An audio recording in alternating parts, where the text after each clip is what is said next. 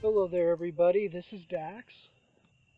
It's a clear night. The last several nights have been very cold and very rainy, or rather, they have been either cold or rainy. A few of them have been both. But it's been a little while since I've been able to get out and record one of these messages. I attempted to go out and purchase a microphone for this device, try and give you guys a higher quality sound.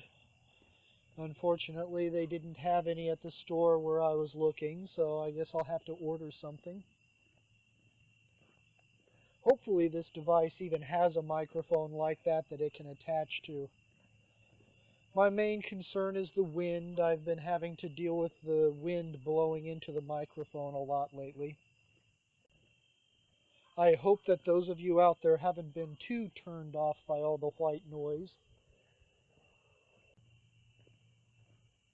At the time of this recording, we're a couple of weeks away from Halloween. It's a full moon out. People have their Halloween decorations up already. Lots of orange lights in people's windows. Little ghost figurines hanging around mailboxes. It's also been a difficult couple of days to get out and record one of these because, well, we've been preparing for a birthday thing this weekend. You know, once people in your family start to reach a certain age, everybody has their own lives. Everyone has their own things they're doing. As a result, it gets very difficult to get everybody's schedules to work together. But we managed to arrange celebrating 2 or 3 different birthdays this weekend. And most of the people that we were wanting to show up will be there. Personally, I don't think that birthdays are a big deal. There are certain relatives of mine that make a very big deal out of birthdays. As for me, eh. One thing that I've noticed is that lately I just don't place much importance on holidays in general. Of course, when I was a child, I really enjoyed Christmas. I think everybody enjoys Christmas when they're a child, or at least the children in families that celebrate it do. But I started seeing the gift-giving aspect of Christmas as a distraction from the meaning of the holiday. Whether you are a Christian or not, Christmas is intended to be a Christian holiday. And so I don't really understand this need that people have to have their own beliefs included. Nothing wrong with having your beliefs included. But as far as Christmas is concerned, I decided I would just simply stop taking part in the gifting aspect of it. And by gifting, I don't just mean giving gifts, I also mean receiving gifts. I stopped accepting Christmas presents from other people, simply because I considered it to be off subject. And I noticed what this confused a lot of people. They believe that gifts are what Christmas is all about, and so if you say that you're not taking part in the gifting aspect of Christmas, they leap to the conclusion that you are not celebrating Christmas, which I find to be very odd. I do celebrate Christmas. I do celebrate holidays. I just don't take part in the materialistic bullshit that we've attached to it. There were some more deer that I walked by a little while ago, much closer than in the past. They couldn't have been much more than 10 feet away from me. I wonder how far away we are from interstellar travel. It could be that our inability to do that now might be artificial, though. That is a conspiracy theory that I've heard a few people banter around. You know, whenever you start talking about extraterrestrials, you always start to get into Fermi's paradox. The basics of Fermi's paradox says that if the universe is teeming with life, then where is it? Well, the basic gist of the conspiracy theory is that it's everywhere. We are being visited on a regular basis. It's just hidden. And another aspect of that conspiracy theory is that we are prisoners here on this planet. The various civilizations are not allowing us to achieve space travel because we are too violent to be allowed up in their space. So they're keeping us trapped here until we grow up. It's an interesting idea. It makes a lot of sense to me.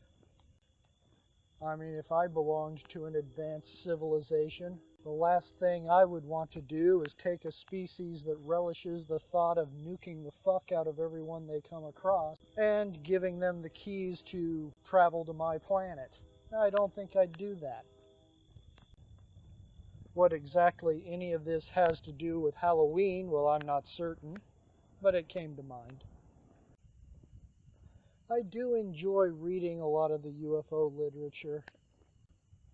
My personal experiences with UFOs are pretty much what happened to me at the Yeseti Ranch, and that's it. So I don't really have much to add in terms of personal experience to the subject, at least not to my knowledge. That's one of the things about the whole extraterrestrial phenomenon, is that they are very good at hiding your memories of them. That's one thing that I keep hearing come up over and over again as I study the subject, is that people keep finding new memories behind the curtains of their other memories. And so they think they've gone through their lives without any experience on the subject at all, just to find out that they've been in contact all along. Some strange person that would visit them and they didn't think anything of it was actually a gray in disguise, which such a thing can easily be shrugged off by anyone who's skeptical. And as I like to say, there are two things you need to understand about the world around you. You need to have open-mindedness and you have to have skepticism. Unfortunately, people like to go with one and ignore the other. But yeah, the extraterrestrial phenomenon seems to have a lot of screen memories, where people just wake up one day and realize that they've been in contact with these beings for years. What they thought was a giant raccoon hanging out in their yard was actually just a being that they remembered wrong. Their brain couldn't make logical sense of what they were seeing, and so they said, it's a giant raccoon.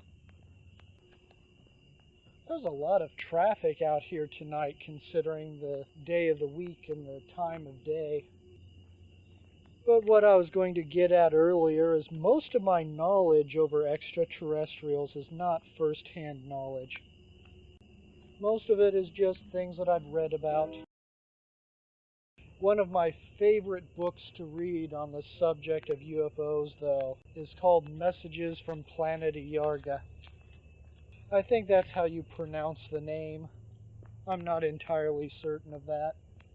But the book is supposedly the account of a man who was visited by a group of kind of large, muscular amphibian beings. They took him on a tour of their world. And of course, the main gist of the whole book was to describe the difference between a primitive civilization and an advanced civilization. The reason why I like this book so much is because ultimately it doesn't matter if anything in the book actually happened. It doesn't matter if this guy was actually visited by a group of amphibian beings from Iarga or not. The book is just full of so many really good ideas that it's a book worth studying and pursuing, whether it was true or not. And another thing that I like about the book is I really like the Iargans. I came away from that book with a very strong desire to give them all big hugs. You know, for a bunch of wet-skinned amphibians, they sure did come off as being a bunch of big teddy bears. But yeah, that's one of the things that I like about that book so much, is that ultimately it doesn't matter if it's a true story or not. It's just full of a bunch of really good ideas. More traffic coming. This one from behind me. That was a guy in an SUV who looked at me really funny. He was looking at me like, "What the hell are you doing out here talking to yourself?" "Well, I'm out here talking to myself. What are you doing out here driving around?" This person placed a couple of glowing green orbs hanging in front of their house. Have you ever seen orbs? Because I'll tell you what, if you've ever actually seen an orb, then the excuse people try to make that they are bits of dust caught in the camera lighting, that doesn't fly. It's another example of people trying to explain away something that they have never experienced. The reason why I say it doesn't fly is because when you're dealing with orbs, you can take a flashlight and play tag with them. They'll play with you. I've never seen a particle of dust that would play with me. But for people who need them to be a particle of dust, I guess they're just going to believe that it's a particle of dust. A conscious particle of dust that moves against the wind and actually interacts with you. But it's a particle of dust. Particles of dust, they move against the wind and play with you all the time, don't they? I'm going to have to change subjects. I was starting to get rather cynical and sarcastic with that remark, so... And I don't want to be cynical or sarcastic tonight. I will admit, though, sometimes it is very difficult not to be cynical or sarcastic. But it is definitely time for me to switch gears onto another subject. Last night I had a very difficult time sleeping. There were a couple of different reasons for this.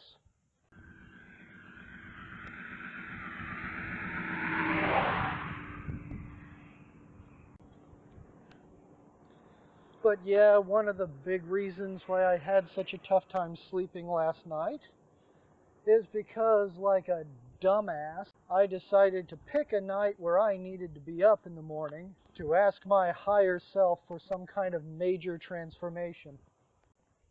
Lately, I've been working an awful lot towards merging my physical self's awareness with my higher self's awareness. I've been meditating on that quite a bit lately, trying to become as aware of my higher self in this reality as I am of my physical brain.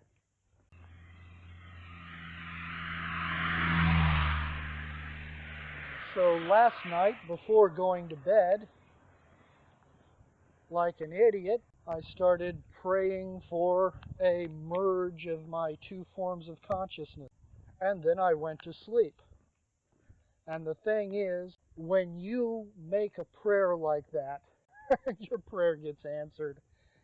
Or rather, it will get answered to the fullest degree that your current sense of development will allow.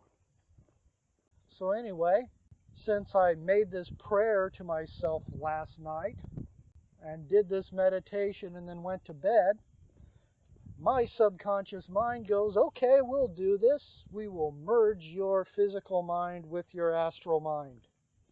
As soon as you've dealt with a bunch of this negative shit that you've been hiding from yourself. There's always more negative shit that you've hidden from yourself. If you've really dealt with all your negative shit, then you would not be here in the physical. This realm of existence is for people who have negative shit that they have not yet dealt with. So I start having the nastiest, scariest nightmares. I have not had nightmares in decades. But my subconscious mind is like, sure, you want to do this? Okay, I'll throw all the shit at you that you need to deal with in order for this to happen. And I started having all these demons in my dreams, but they weren't like stereotypical demons. They weren't horns and fire.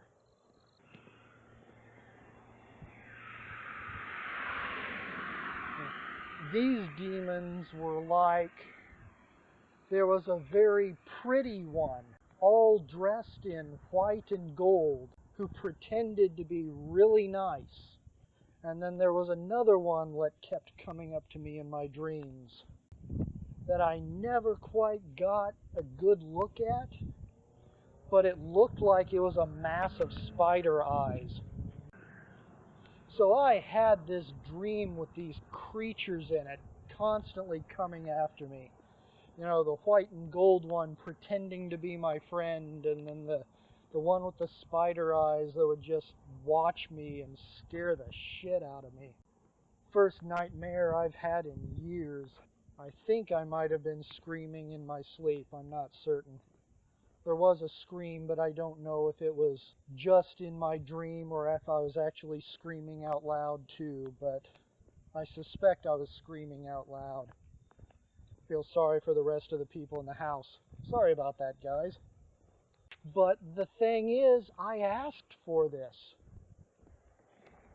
But yeah, I asked for this because I asked to expand my consciousness beyond what I was ready to expand to.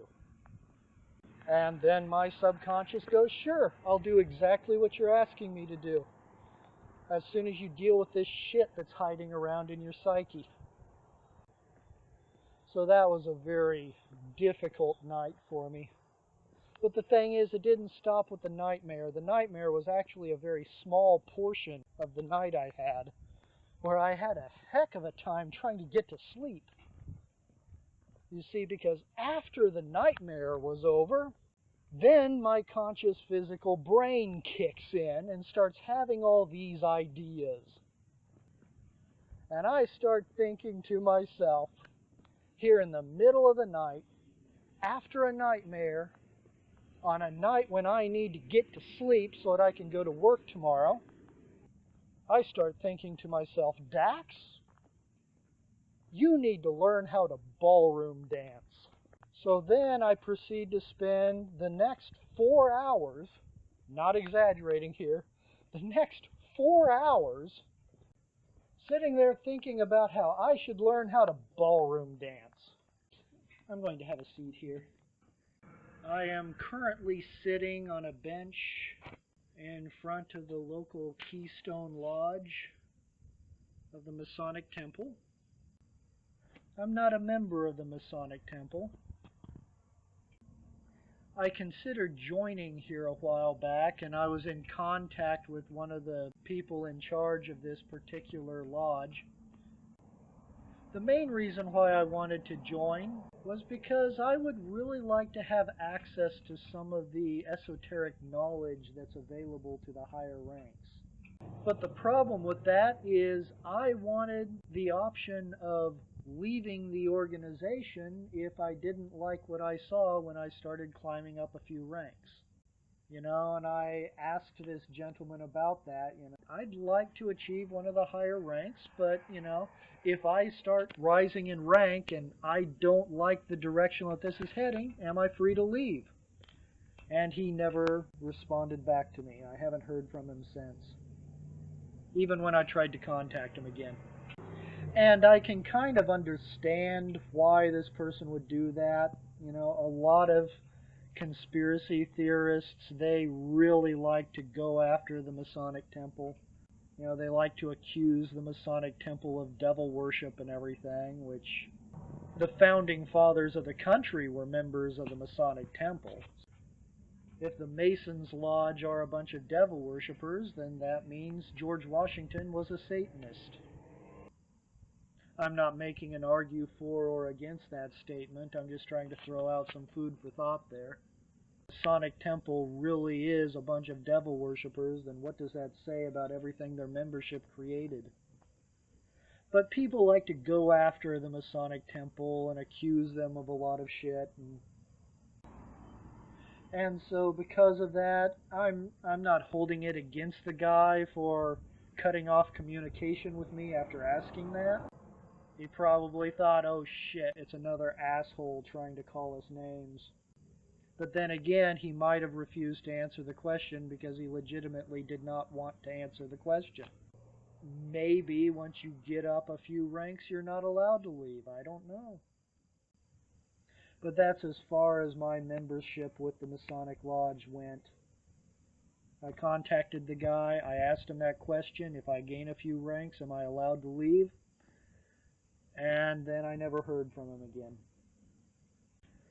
But once again, in the Masonic Temple's defense, or perhaps in the Masonic Temple's condemnation, depending on how you view the country, the United States is a Masonic Temple creation. The Founding Fathers were Masons. This does bring up a very important point that I feel I need to talk about in these videos, because these videos do have a lot of mystical content, a lot of esoteric content to them. One of the things that I really feel I need to discuss is karma.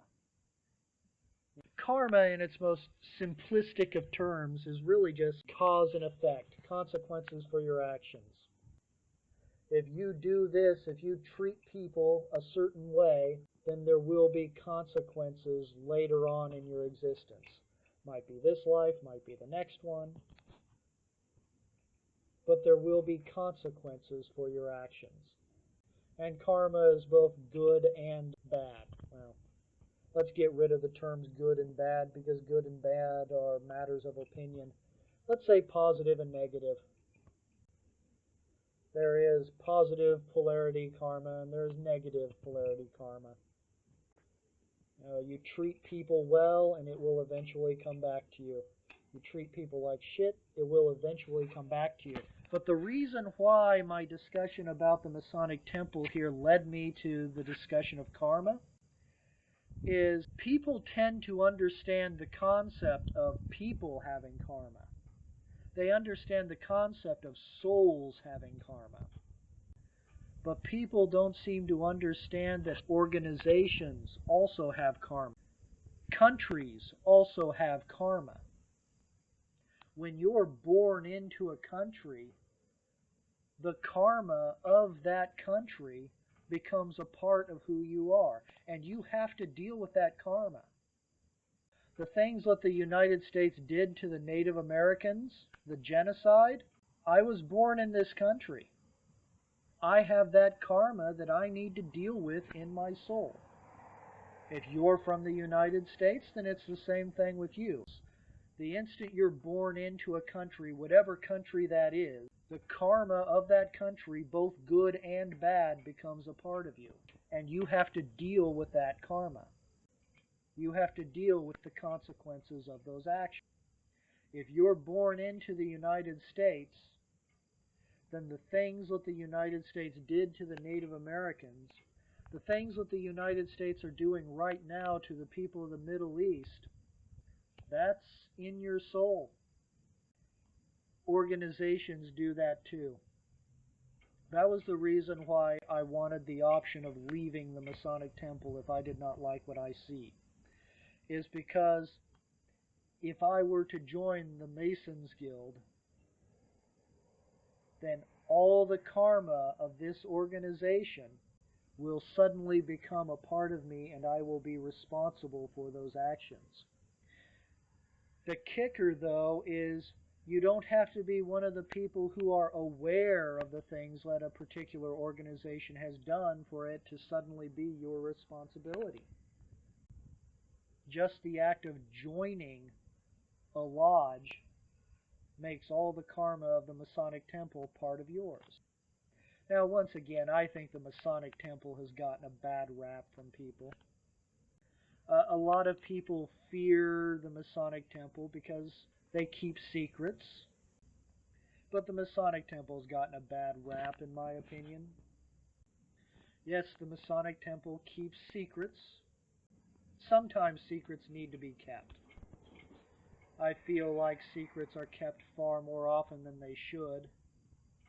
When you look at the countries, not just the United States, but all the countries of the world, the idea of classified information, you can justify that by saying it's national security, but really the only reason why classified stuff is associated with national security is because it's stuff the country's not supposed to be doing.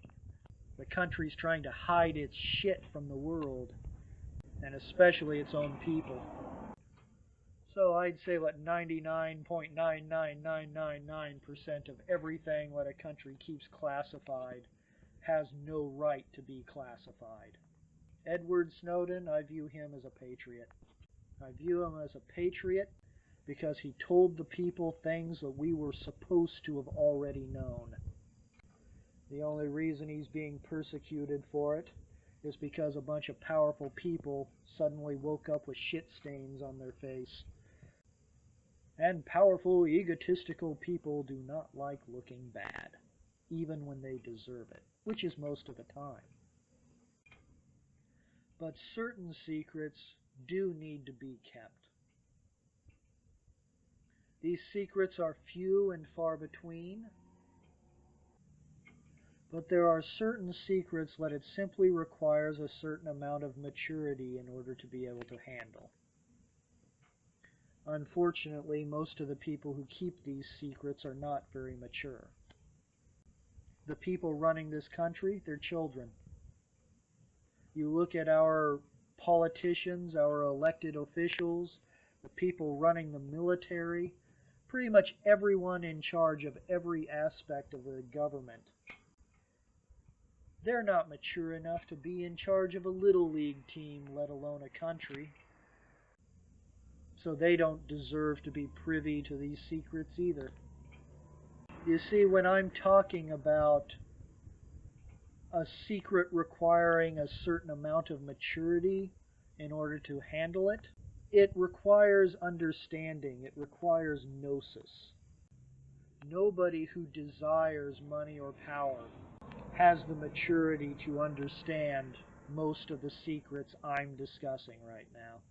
And I'm going to be perfectly clear about one other thing. I don't know most of these secrets. I'm still working on my own maturity too. But the difference is that I'm working on it. The people who run this country, they have no concept that they're immature. It doesn't even occur to them that they need to work on it. The realization that you know nothing is the sign of wisdom. If you think you know what's going on, if you think you've got it figured out, then that's your first clue that you do not know squat. Important to remember that you do not know what the fuck you're talking about. I do not know what the fuck I'm talking about. I'm just doing the best I can with the information I have.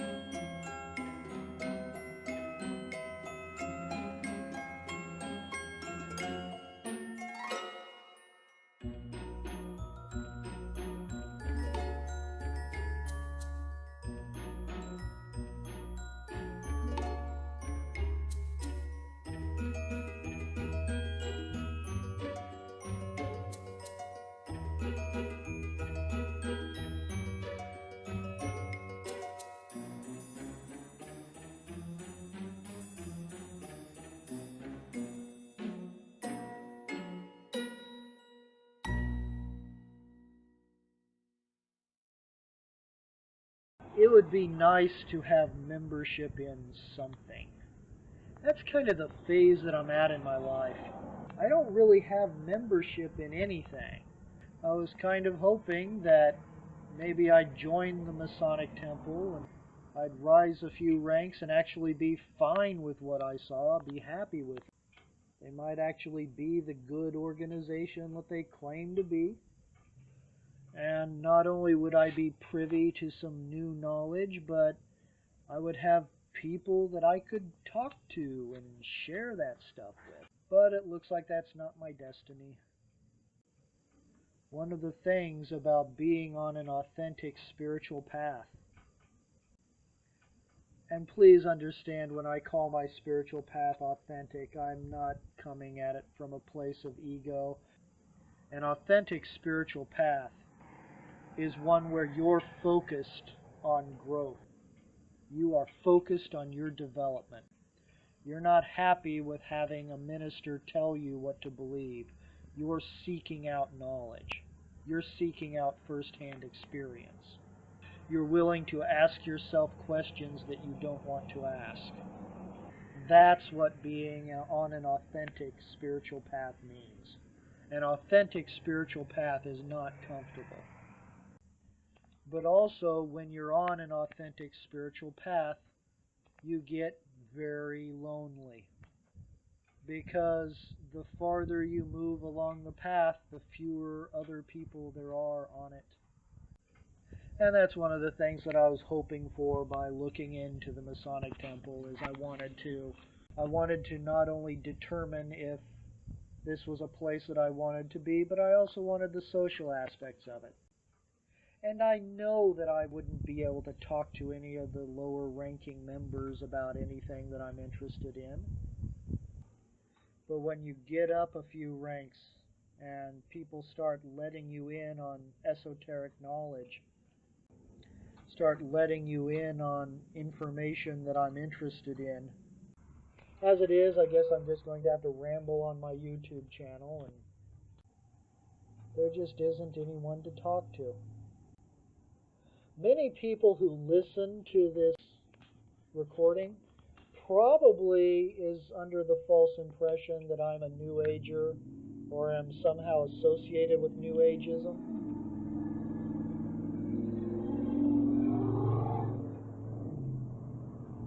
The problem is New Agers aren't really that advanced either. New Ageism is just another religion. Have you ever sat down and spent any real time talking to New Agers? At first they give the appearance of being free and happy and enlightened, but you don't have to scratch the surface very far until you start realizing, well, they've got their own sets of dogma. They have their own sets of rules. They have their own questions that you're not allowed to ask. It's just a different set of questions from what you're allowed to ask in church. But it is a set of questions. You're not allowed to ask certain things. You're not allowed to question certain things. One of the main things that I've noticed about New Ageism is that they're out of balance. They are so quick and eager to be on the light side of things. But if you're ever going to heal, if you're ever going to become a good person, a better person, you have to face the darkness. You have to take all that shit that's floating around your soul, the stuff that you don't want to admit is there, and you have to stare it right in the eye and heal yourself from it. You have to heal it. You can't ignore it. New Agers always ignore the darkness. They always use the argument, well, if you focus your attention on it, you're bringing it into reality. It's already in reality, you're just ignoring it. And I've seen this happen. New Agers, they spend so much time being focused on love and light that their darkness festers. It grows inside of them. And eventually it explodes. And I have seen a New Ager when their darkness exploded, and it is an ugly sight to see. I mean ugly. You can't hide from your darkness. You need to heal your darkness. You need to look your darkness straight in the eye and deal with it. It's kind of like what I was talking about earlier in this recording. When I asked my consciousness to merge my physical consciousness with my astral consciousness so that I could be aware of both simultaneously. I wasn't ready to do that yet. I had darkness that I hadn't yet faced. my consciousness that it was fine with the request. He goes, okay, I'll do this as soon as you deal with this darkness. And as a result, it gave me a very interesting night. But you can't hide from your darkness. Your darkness is a part of you. And the only way to remove it is to heal it. New Agers never heal themselves. They spend so much time focusing on the light, but they never heal their scars. They never fix the parts of themselves that need to be fixed. So no, I am definitely not a New Ager. I like asking questions, and I like healing my pain. I don't like hiding from my pain. I like facing it and healing it. And the whole reason I even brought up the New Agers in the first place is to point out that joining some New Age community would not be a cure for my loneliness, because I couldn't talk to them about it either. There is a very interesting series of videos on YouTube that I would recommend anyone who's interested in any of this stuff check out. The video series is called 9 Years Facing the Wall. It was posted by a man who goes by the name Sun2K. Stands for Sun Took. What the video deals with is about how he met a teacher that he thought was a very good person and what they were doing good things. And he discovered that this teacher was actually a monster. And he actually had two teachers that he discusses on these videos. And he calls them T1000 and T2000. He does not give the names of his teachers, I assume for several reasons. The reason that he states on the video series is that it's more important that people be able to recognize someone evil who's pretending to be good than it is to know their actual name. Because if he gives you their name, he's done the work for you, and you haven't learned how to do it yourself. But that's the whole point of this video series, 9 Years Facing the Wall. It's one lecture that he gave about how to recognize when the person that you're dealing with is actually someone trying to take advantage of you. How to recognize when it's someone who does not deserve your loyalty. And he discusses 2 or 3 different teachers that he had. Only 2 of them he describes as being negative. I am now walking into the graveyard at night on a full moon. It's a pretty good-sized graveyard, though. And the moon is actually lighting up the place rather nicely. The clouds to the south look impressive. Clouds are white, low and wide. It's a beautiful night. Beautiful. Well, contrary to what a lot of people like to say these days, though, a graveyard is not the safest place in the world to be, especially for someone who's done a lot of spiritual work, because your soul becomes much more magnetic to anything wandering around in it. So, I'm putting up my astral defenses as I walk by all the graves. Have to make certain that I don't pick up any hitchhikers. Fortunately, though, if you know how to do it, there are ways to make yourself invisible to the invisible. Yes, I know I'm talking about some pretty woo-woo stuff here, but I figure we're far enough into this video and into this series that if you weren't already turned off by any of the things I've been discussing, then you're not going to be turned off by me talking about how to hide yourself from ghosts. So, there is a bar across the street from the graveyard. From a metaphysical point of view, that is a stupid thing to do. As a culture, we're so materialistic, though, no one's going to think anything of it. But when it comes to disincarnate astral entities who want to create trouble, your defenses are down when you're drunk. Yeah, if you ever want to be in a weakened state where you are in danger of being harassed by an astral entity, drink alcohol. You won't be able to protect yourself. This wind feels lovely, but it sounds terrible on this device. I'd say about 2/3 of this recording tonight is just wind that I'm going to delete out. Of course, directly across the street from the cemetery, right next to the bar, is a mortuary. How's that for irony? It's convenience, really. You can get drunk, get harassed, and get your corpse taken care of all at the same location. And now I'm walking by a church. You know, it's very important that you have that church just 2 buildings down from the bar. Now this is weird. There's a memorial patio out here at the graveyard. Basically just an open-walled building on 2 sides. 2 walls, ceiling, and a floor.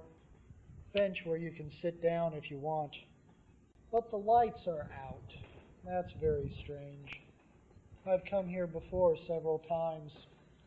The lights are usually on, you can hang out, sit down, take a rest.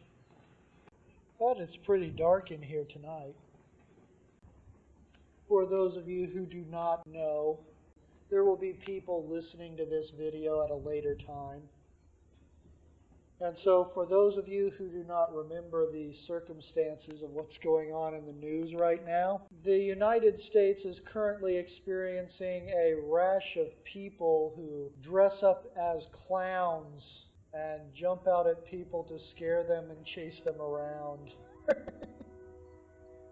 And I'm thinking that would be kind of funny if there was someone in a clown costume trying to sneak up on me right now.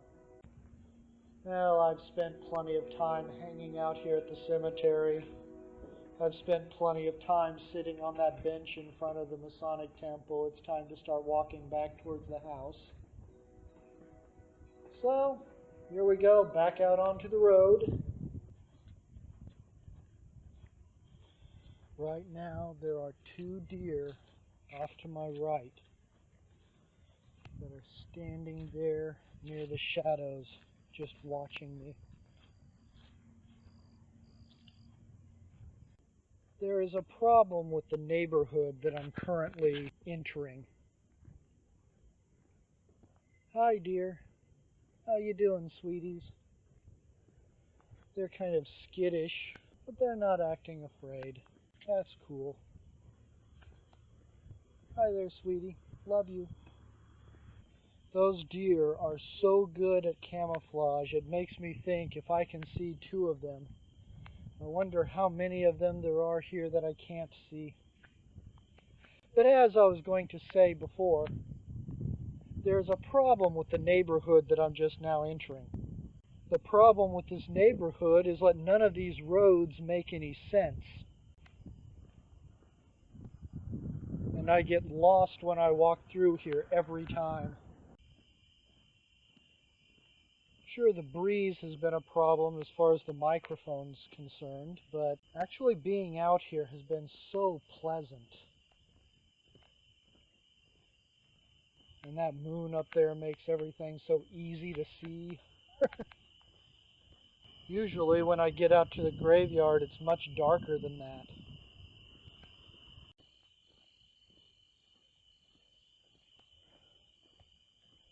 Can't help it but think that maybe that desire I got last night to learn how to ballroom dance, I really wonder if maybe that isn't something coming from my higher self.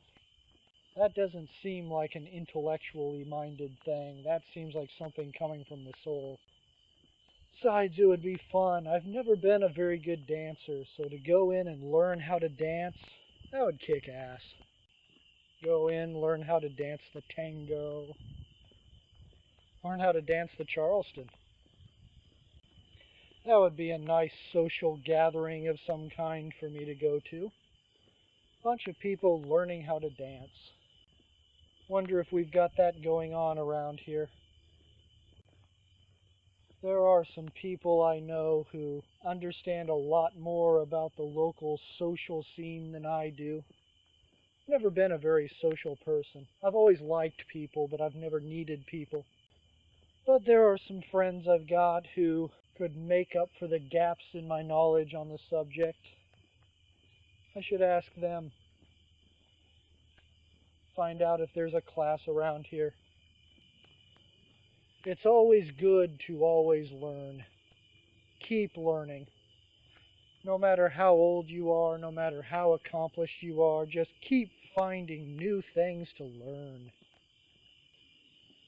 As long as you keep learning things, not only will it keep you happy, not only will it keep you engaged, but it will just keep you more fucking interesting. As far as I'm concerned, if you ever want to be boring, stop learning. Learning things makes you fascinating, so keep learning.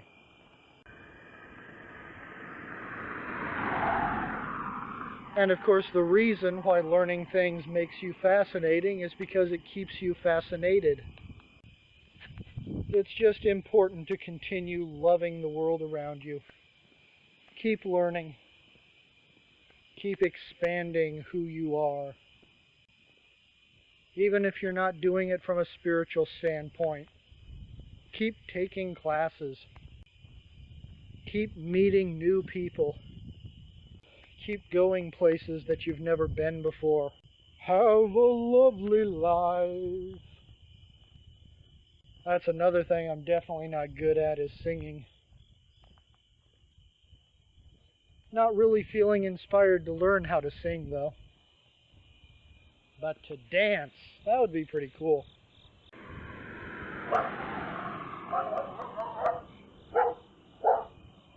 Our friendly neighborhood dogs discovered that I was out here by the road.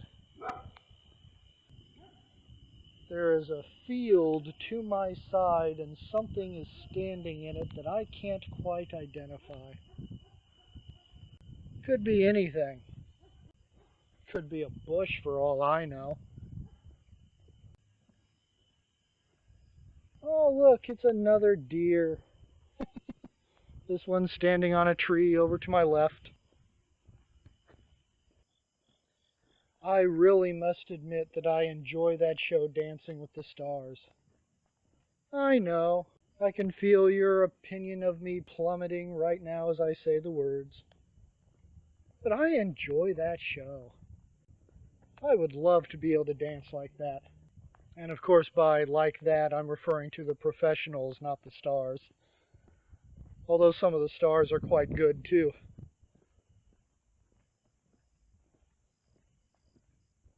Wonder if we're going to have any trick-or-treaters this year. We usually don't.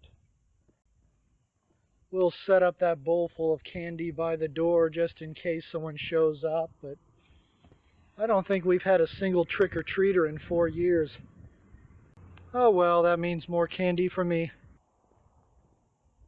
This is a really long recording tonight. Too bad most of it's wind that I'm just going to edit out. Most of those clouds that I was discussing earlier when I was over at the graveyard, yeah, they're gone. Which is pretty nice. I don't have to worry about running back to the house before it starts raining. I'm not sure what the weather's going to be like tomorrow. I suppose I probably should just stay indoors anyway, though. Not for the sake of staying indoors, but I've got a bunch of these files that need to be edited. It's so much quicker and easier just to go out for a walk and record these things than it is to sit down in front of the computer and piece it all together. Now that is interesting. There is a bright light to the northeast of me behind the trees. If I had to guess, I'd say it would be coming from the cemetery where I was at. Just a bright white light. Weird. So I'm looking forward to tomorrow. Like I said earlier in this recording, tomorrow we're going to be celebrating a bunch of people's birthdays. Finally got a bunch of people's schedules coordinated so we could get together. And I really am a family guy. I adore my family so much. I adore my parents. I adore my siblings. I adore all of my nieces and nephews. Not everybody's going to be there tomorrow, but a lot of people will, and I'm looking forward to it. Going to get to go around and give big hugs to all of my favorite people in the world. You know, I've said this before. I have lived so many places where I should have seen a lot of deer. Then I move in town and they're all over the place. I'm not seeing any at the moment. It's just something that dawned on me. It still amazes me how frequently I see them. Something I didn't mention earlier, but when I was over there in the graveyard, there was a small herd of them over there to the west of the graveyard just watching.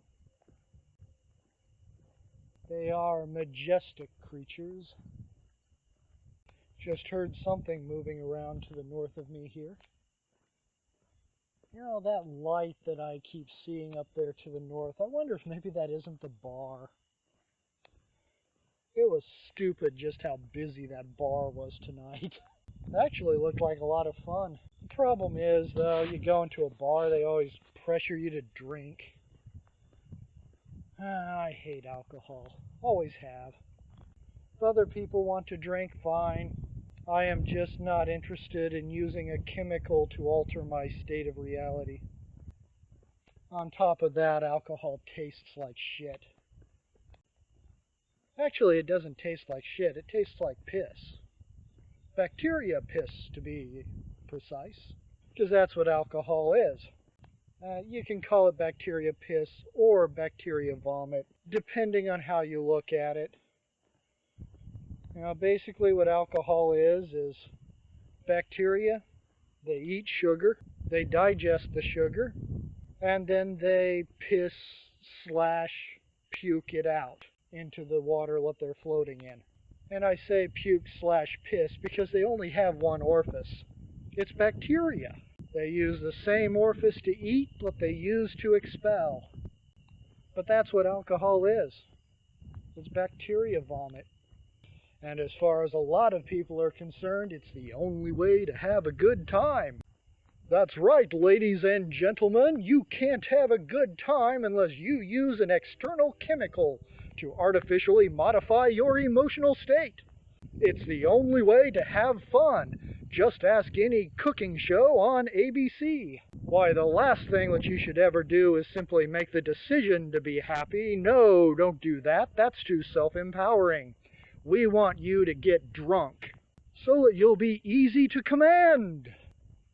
We don't want people who know how to think. We don't want people who know how to modulate their own emotional state. We want drunken drones. So please, buy some vodka today. Boy, I am being very snarky at the moment. Sorry about that. You know, if you like alcohol, you want to drink alcohol, that's your choice. You fucking do it. I just do not see any positive aspect of it for myself. I hate the way it tastes. I hate the way it makes me feel. I hate the fact that something else other than my own choices are determining my emotional state. I hate the very basis of what alcohol is. So I have no interest in it for myself. If you want it, you drink it, fine, go ahead. To me, I see it as another example of society's control mechanisms. We're back in my neighborhood now, by the way, so this recording is not going to be going on too much longer. But yeah, I see alcohol as a way to control the masses.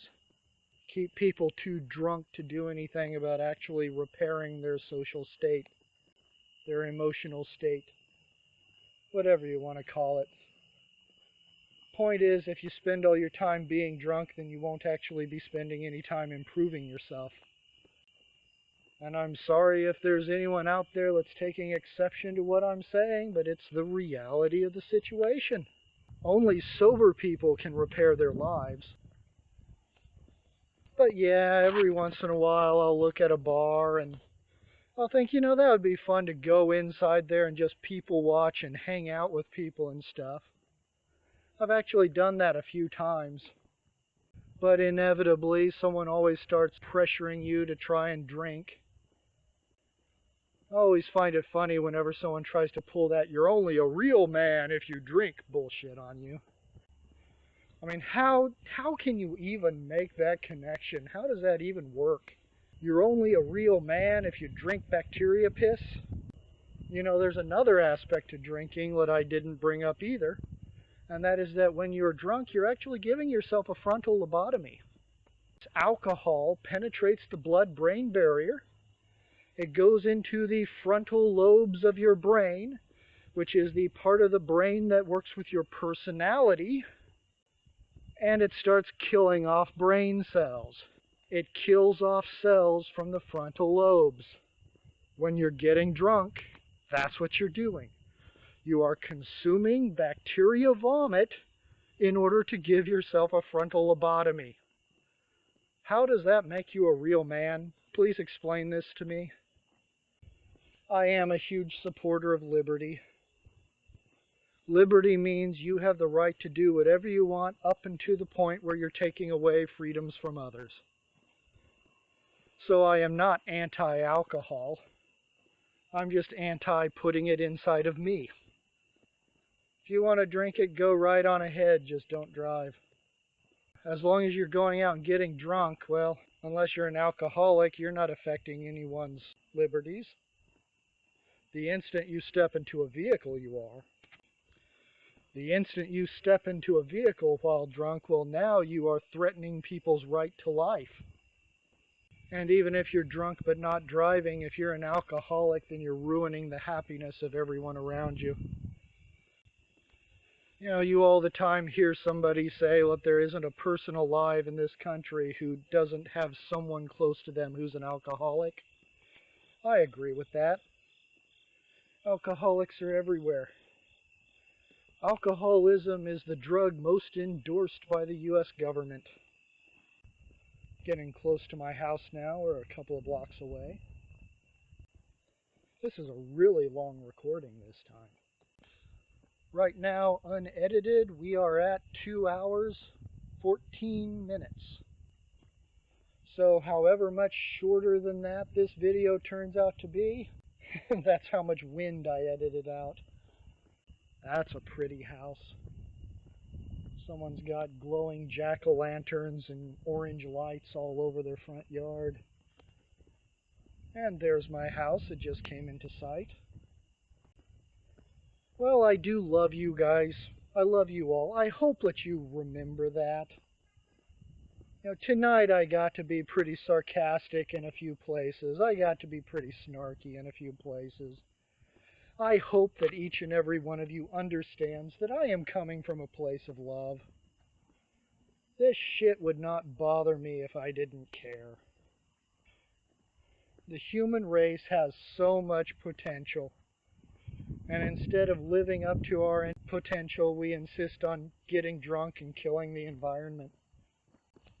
We could do so much more than what we've done. We could do something truly spectacular. If only we'd decide that we wanted to stop killing each other for a few minutes and do something spectacular. But yes, I love you all.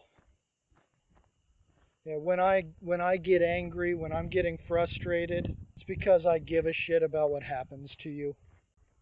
That's the real reason why I hate alcohol so much. Is because I've seen what it does to people. I've seen what it does to people, and you matter so much. You deserve better than to be a fucking drunk. And the thing is, your emotional state, it's only a decision away. You don't need a drug of any kind. All you need to do is to decide that you like life.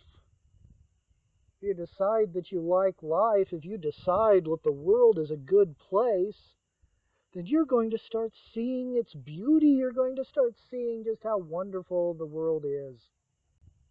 You don't get that from drinking. You don't get that from numbing yourself out or self-medicating. You get that from just making the decision to love life.